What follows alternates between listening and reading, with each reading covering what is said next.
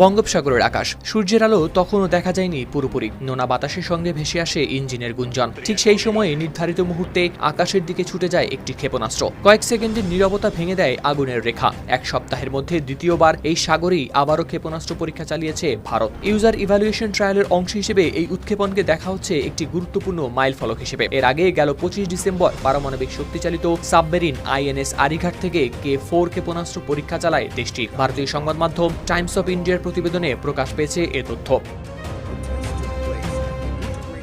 ভারতের প্রতিরক্ষা মন্ত্রণালয়ের তথ্য অনুযায়ী ওড়িশা উপকূলের চাঁদিপুরে অবস্থিত ইন্টিগ্রেটেড টেস্ট রেঞ্জের কাছে স্থানীয় সময় সকাল 10:30 চালানো হয় এই পরীক্ষা। দুটি ক্ষেপণাস্ত্রই অনুসরণ করে নির্ধারিত গতিপথ এবং পূরণ করে সব ধরনের লক্ষ্য। ইন্টিগ্রেটেড টেস্ট রেঞ্জে মোতায়েন করা ট্র্যাকিং সেন্সরগুলো নিশ্চিত করে ক্ষেপণাস্ত্রের কার্যকারিতা। আর আঘাতস্থলের কাছাকাছি অবস্থানরত একটি জাহাজে বসানো টেলিমেট্রি সিস্টেমের মাধ্যমে যাচাই করা